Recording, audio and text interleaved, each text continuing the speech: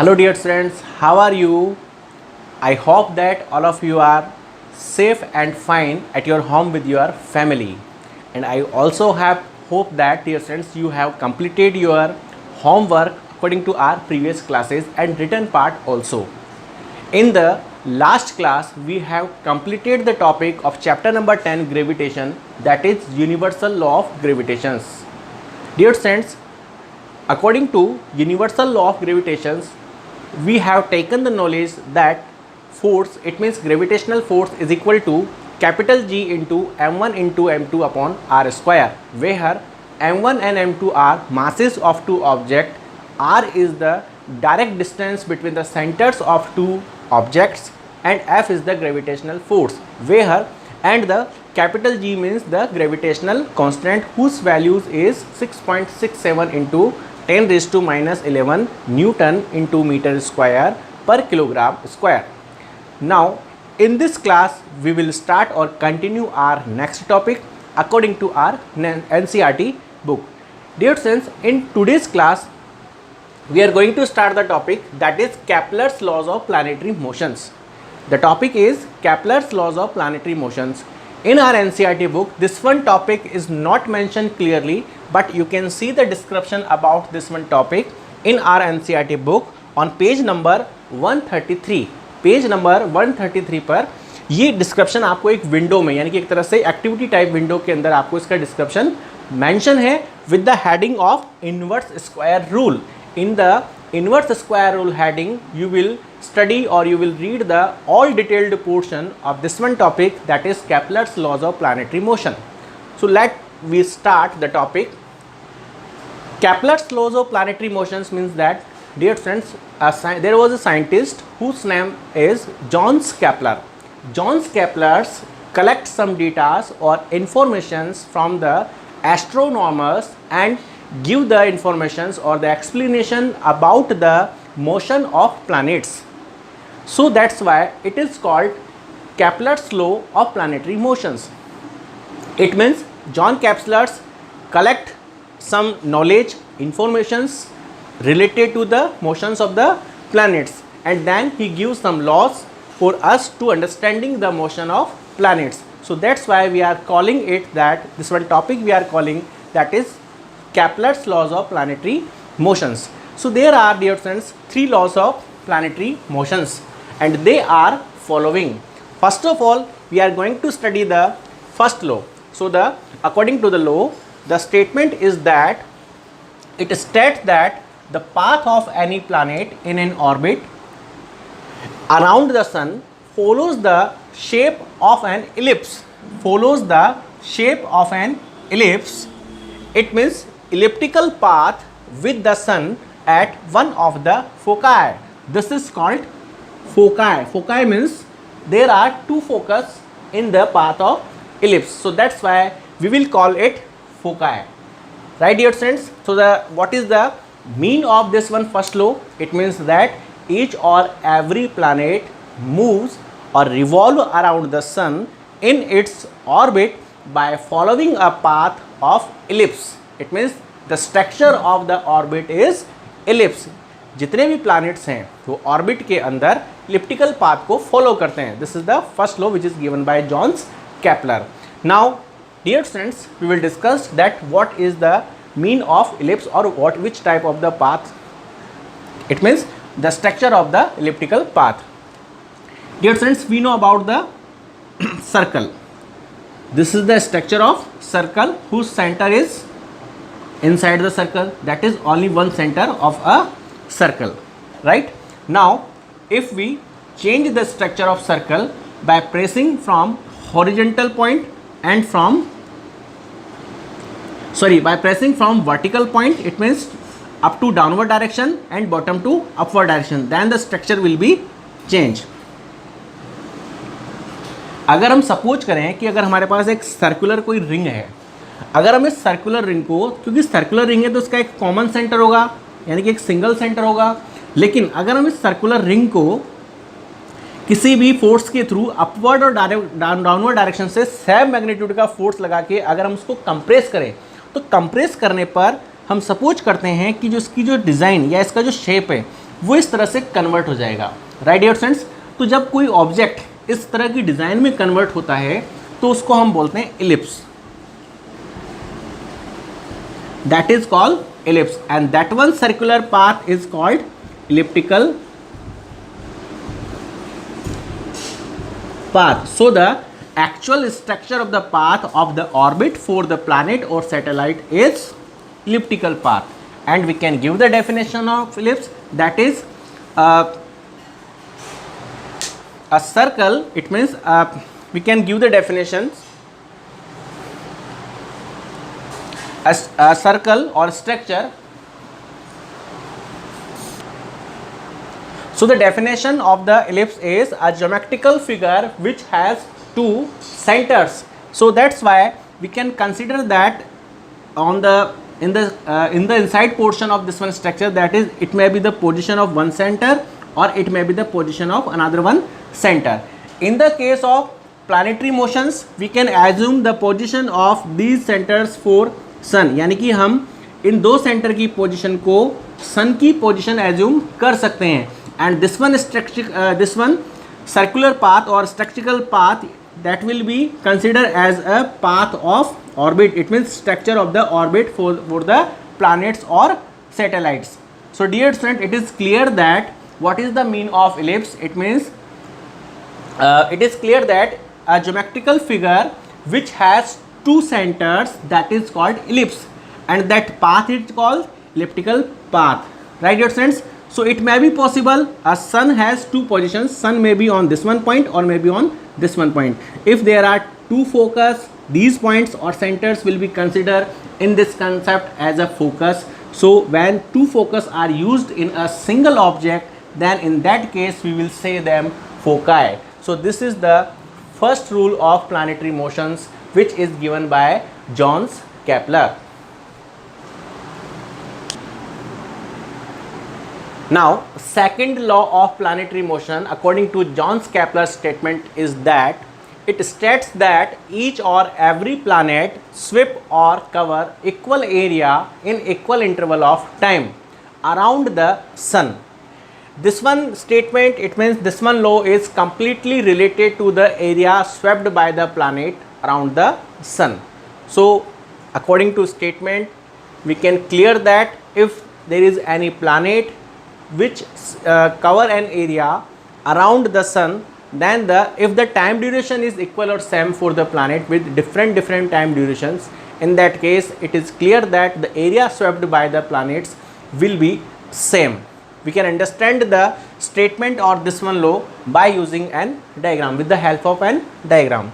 तो इसके लिए हम यहाँ पर एक इलेप्टिकल पाथ को कंसिडर करते हैं और इसमें हमने यहाँ पर दो फोकस की कंडीशंस को कंसिडर किया है. It means F1 and F2. If we are using two focus in a single geometrical figure, then they will consider as a foci, right? But let we assume the position of the sun is F1. यानी कि अगर हम यहाँ assume करें कि इस वक्त जो सन की जो पोजीशन है वो F1 है, यानी कि जो फोकस है वो कौन सा है, F1 है. For the explanation, for the understanding of this one statement or this one law, we are assuming an planet, that is P1.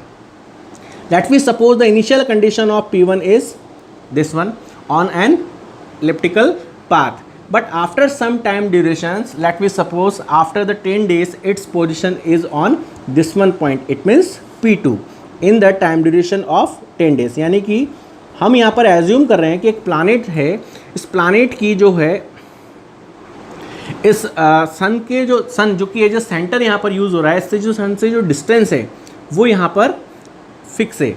लेकिन अब टाइम ड्यूरेशन 10 डेज के बाद ये प्लानेट अपने ऑर्बिट के अंदर क्या रहेगा, सर्कुलर मोशन के केस में, यानी कि मूविंग कंडीशन में रहेगा. So after 10 days the position of the planet will be change. It means the second position after 10 days the position of the planet will be at the point P2. This is the second position of the planet.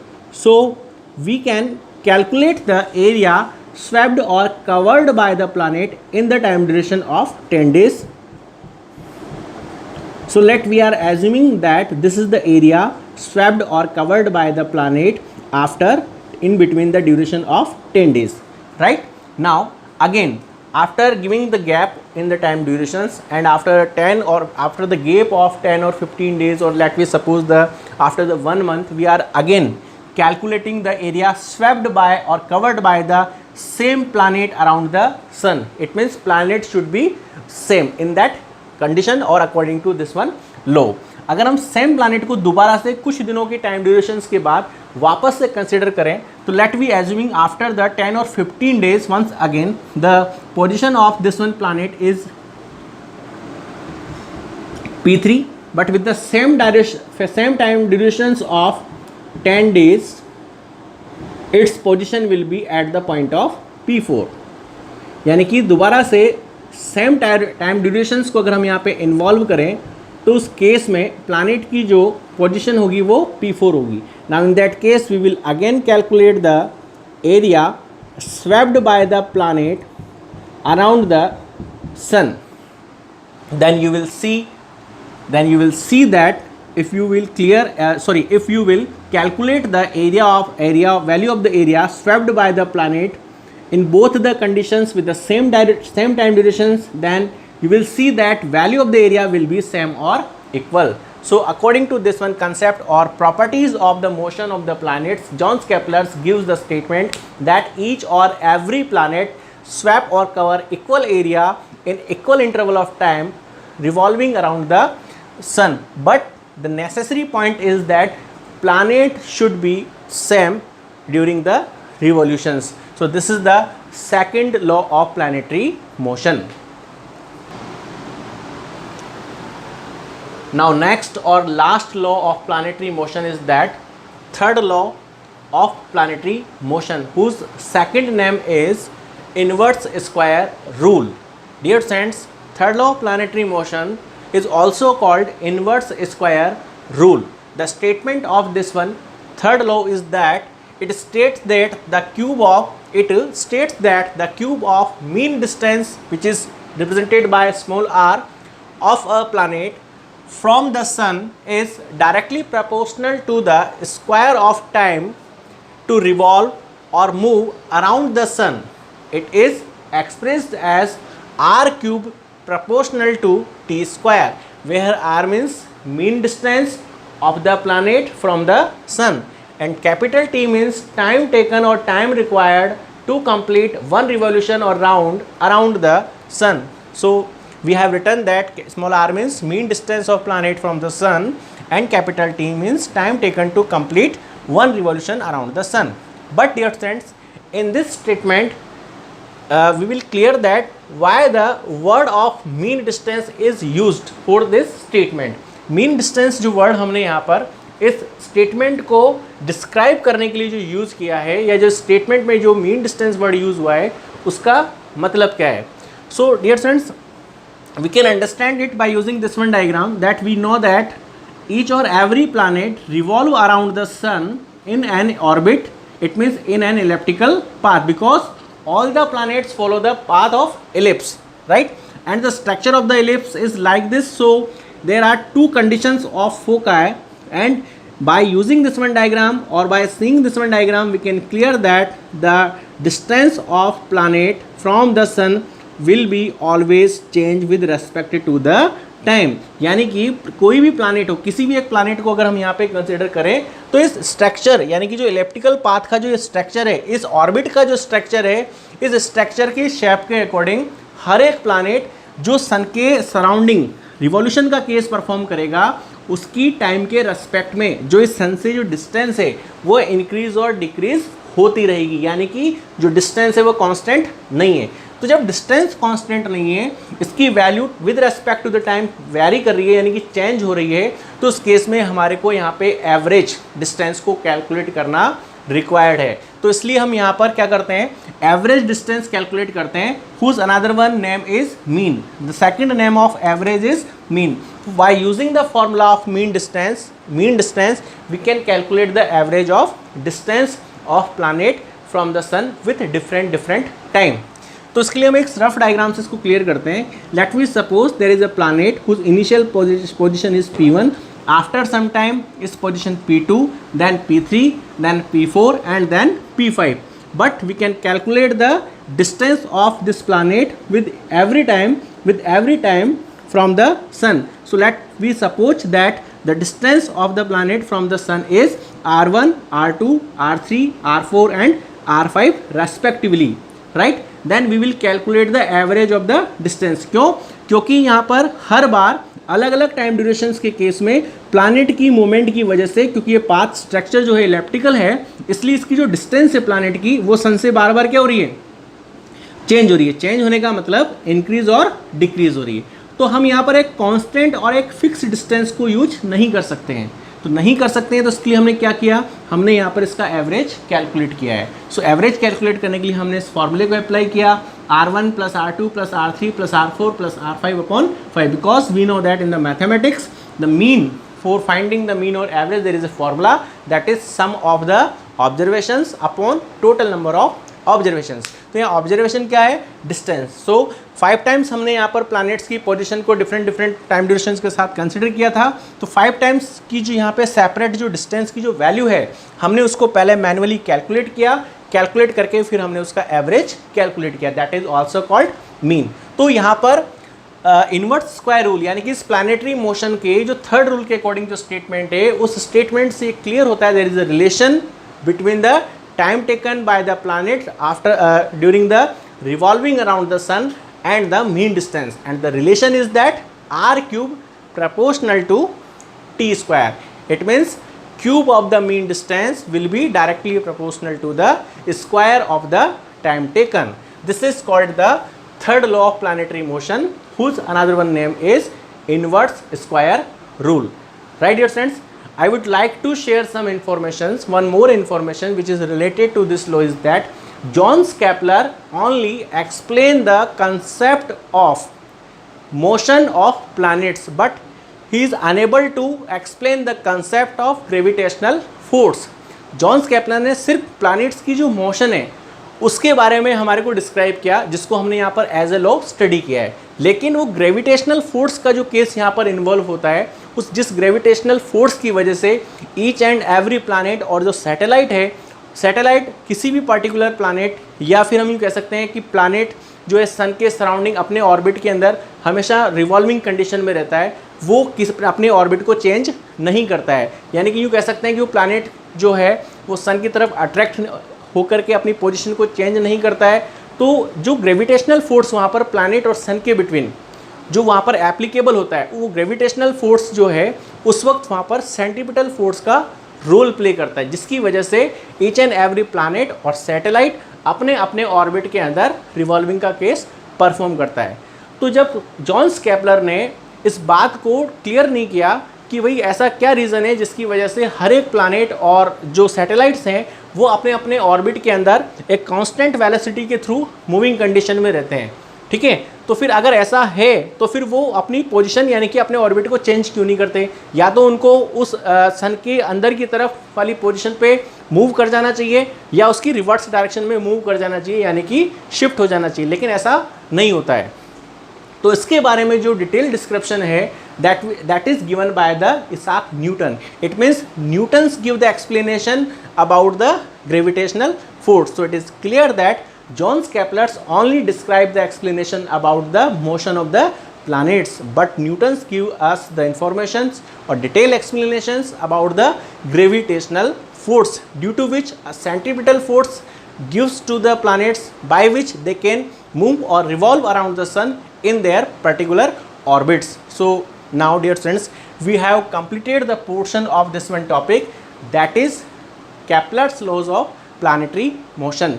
You have to learn them according to board exam or for the board exam. Now in the next class we will start with the next one topic according to our NCERT book, that is acceleration due to gravity with the derivations. Now dear friends, write down the homework according to today's class video and try to solve it at your home.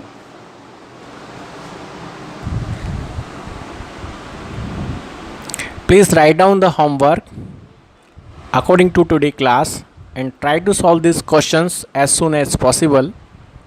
If you have any doubt, dear friends, then you can ask to me through the our school app or WhatsApp group also. Thank you.